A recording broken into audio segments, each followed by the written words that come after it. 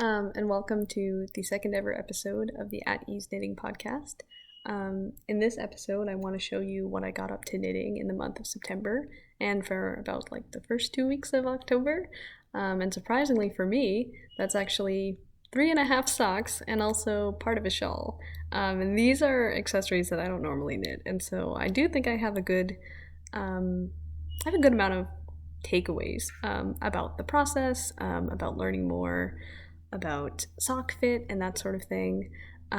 So to start, I wanted to show you the second sock of the pair of Yuki Watari by the designer Yuka. I showed you the first sock in the first episode, and here is the second sock. Can't really see it that well, hold on.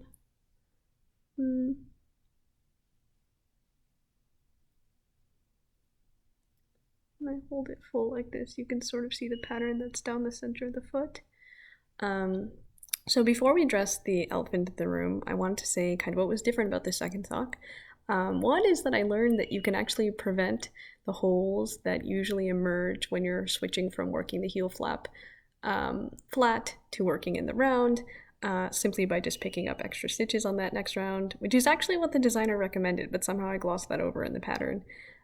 Second thing is I used a different bind off. So I used the bind off the designer recommended, and she includes a video on how to use it, and I think it incorporates yarn overs, which is what makes it a bit stretchier, and it is definitely a lot more comfortable to put on because it's stretchier, so I'll show you. It stretches up to here. I think it still looks pretty neat. Like sometimes when you're just holding it, it looks a little floppy, but when it's on your foot, it looks perfectly fine. You can see a slight sort of line or a ridge, and I suppose I'll show you the other bind off that I did on the first sock, which was the Italian bind off. And this is the bind off that I typically use on like sweaters and hats and literally everything, because the stitches kind of roll over very nicely. But as you can see, it's not really as stretchy. Part of that is also because I tend to do Italian bind off quite tightly, so I wonder if like maybe if you were intentionally loose about it, whether it would be all right. But I also think then it would look messy, so I don't know, there are pros and cons. But to address the elephant in the room, the thing that really sucks is that I wore these socks for 3 days in a row a few weeks ago, and I found that from that alone they started felting, and so there's damage on the heels, along the body of the foot, at the toe. It also held on to a lot of dirt that I have tried to wash out several times, including with wool wash, and it's just like sticking on. And I mean, like, you can still see the texture of the pattern, but it's just really frustrating because I spent a lot of time, working on this intricately cabled sock, and it was my first ever sock as well, and then to know that within like 3 days of gentle wear that it would damage like this is really demoralizing. I think it's not necessarily that I'm like stomping around in my shoes. I think it's that it's the yarn. Like I went on Ravelry afterwards and I found out that Cascade Heritage sock in the past has really been seen as a workhouse like sock yarn, but the past like 2 years, I believe, of reviews have all mentioned that it felts rather quickly, that it's thin, that it splits, all of these things, and so I will not be using this yarn again for socks. Unfortunately, the next sock I'm going to show you is actually knit in this very same yarn, so I will be finishing it, but I'm thinking for this pair of socks as well as for the next one, I'm primarily going to wear them at home to keep my feet warm, walk about the house, not necessarily outside.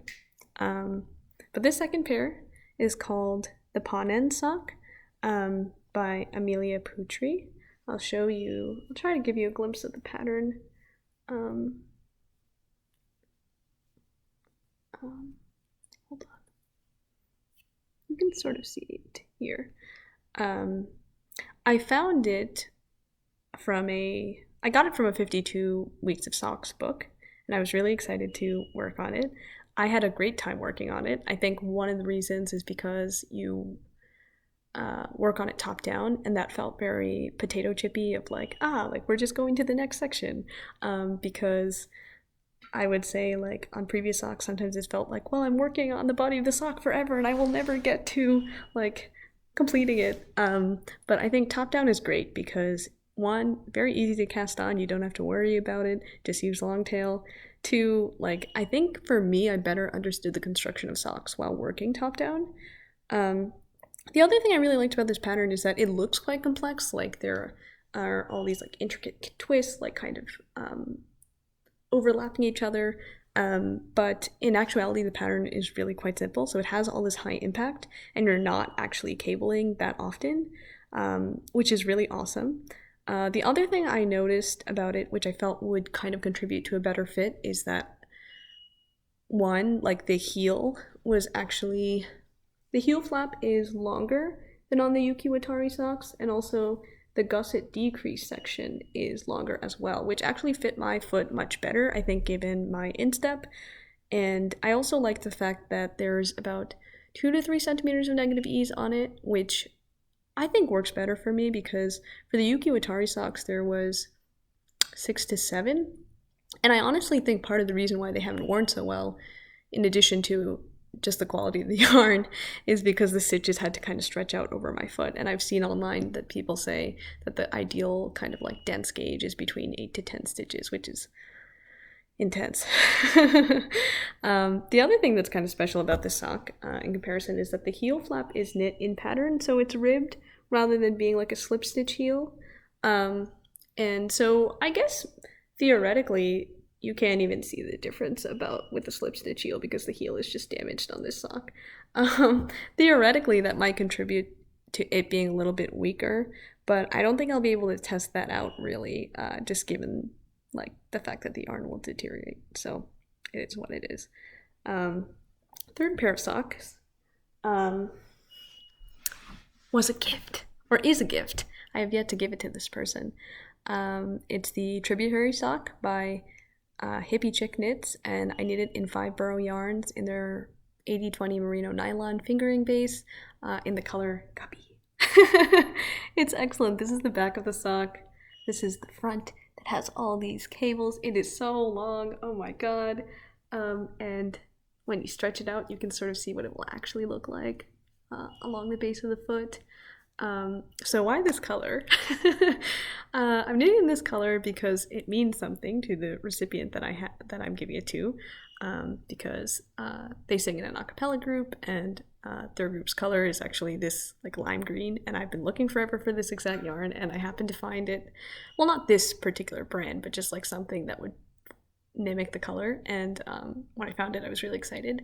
I'm no longer as intimidated about gift knitting socks because I've realized that there are only 2 measurements I think you need. One is the widest circumference around the foot, and you want to aim for like a sock that has 10% less width. And then 2 is like the length of the foot, and you want to aim for a sock that's half an inch shorter. And so those are the only kind of measurements that I asked my gift recipient to give me. And then just chose the pattern for myself. I was a little bit concerned about whether it'd be too funky, given that, as you can see, like there's a bit of variation in the color itself. Like there are speckles of white and blue and just like lighter greens, darker greens, and so I didn't want to go too crazy with the pattern. At the same time, you know, he wanted funky socks, so I think this fits the bill and it's rather cute. I put it on myself and I like it. I pretty much followed the pattern except for I converted the wrap and turn short rows to German short rows because that's what I'm familiar with, and also my attempt at wrap and turn short rows went horribly. It just was really messy and I didn't understand it. And outside of that, I did buy a kitchen scale this month, and that was pretty exciting because I figured, you know, since these are toe up, why don't I just use exactly half the ball on one sock and the other half on the other? The only thing is I actually got them to be extremely long, and I don't want to make them any longer for my own sake and also for his, without using exactly half the ball, a little bit less. And so I definitely have enough yarn, but I tried to use as much of it as possible. I think the other thing... Oh, I guess the other thing I would say is like with the panen sock, I think ribbed cables are just awesome because they have so much more stretch than your typical cable, and you see such a dramatic difference when they're stretched versus unstretched. So like when you put them on versus when they're just flat, and that's really cool. So I'm working on the second sock right now, and I'm about halfway done, so I'm starting on the leg. It'll take me a couple of days, but I'm taking a break because, of course I get a little bit bored. I mean, like, I like the fact that I can memorize the cable pattern because you just cable, like, in three different locations, like every 10 rows, and so it's not complicated. But I still get, it's this like weird thing of like, on one hand, I don't want a cable chart that's so complicated that I can't memorize it. On the other hand, I also don't want to be bored. So right now I'm feeling a little bit bored, so I am working on something else, which is a shawl for my mom. And I think it's really beautiful. It's the Laulu shawl by Sari Nordland. And I'm using my leftover mohair. This is Valley Southampton in the color Merlot. And from my favorite yarn store, oh my god, I acquired this isager alpaca 2, I believe in the color Bordeaux. I felt like it'd be a really good match. I have 500 meters of this and 520 of this, so I'm hoping to make the shawl a lot bigger than Sari Nordland does, just by doing extra chart repeats of the increase section. I would say like the process is going pretty well. I think the yarn is really beautiful, the combination, and the instructions are clear. Of course, I'm using the written instructions rather than the charts, even though I normally rely on charts just because I had a bit of a difficult time reading them. So sometimes it's a little bit frustrating because I always have to like look back onto my computer while I'm knitting, but it is fine. I have to figure out, and if you guys know how to do this, I have to figure out how to know when to stop, just because I think I can squeeze 1 to 2 more chart repeats out, but I don't think I can even just wait to like finish this ball, because the shape of the shawl is that there are 2 triangles and then there's a rectangle in between. So like if I'm working on a section that's like increasing the triangle area, like if I used up half the ball on just that, I wouldn't have anything left for this like rectangular area. So I don't really know how to estimate that. I feel like there must be a way to sort of use math to do this. Like, I don't know, based on like the area of the supposed triangle and how much yarn you actually used, and then what you think the area will be of the like rectangular section. I don't know. I feel like there has to be a way though. And now that I have a scale, I really want to figure it out, because I want to, like, I don't want to run into yarn chicken at the same time. I don't want to have lots of extra yarn left over either, and I think that the larger the shawl, the more functional it will be for my mom. So, yeah. I think that's about it. I think the plan for the rest of the month is to just finish the gift sock and then finish the shawl if I can. And then with regards to the panen sock, I'm giving myself a break. I don't like knitting like the same pair of socks back to back, which is why I didn't finish the panen socks right away, because I know that I don't enjoy that. Like, I feel kind of bored after I knit the first sock, so I need there to be some time such that like it feels like a novel experience again. So what I'm planning on doing is finishing the gift sock, finishing the shawl, and then starting a sweater. I've been itching to work on a sweater, and I have the yarn, and I suppose I will tell you about it later. But starting a sweater and then eventually finishing the panen sock. But the sweater is great. It's the Yuki pattern by Marianne Muller, I believe, and I'll be knitting it in Biche Bouche Le Petit Limswell in the color light pink, I think, which is so pretty. And I'm really excited. I guess my other update is that I'm going to Rhinebeck. I didn't know, like, for once in my life, Rhinebeck is actually close to home, and so I'm gonna go. I don't want to buy that much yarn because I don't have the budget for that, but I just thought I would go and experience it, and maybe if I find some like sock yarn or like yarn that would be good for color work, that would be great. But mostly there for the experience, and depending on how it is, maybe I will record some of that and put it in a vlog, or just put it in the next episode. But yeah, I hope that you are having a fun time with your knitting, and I will see you in like a month. Bye!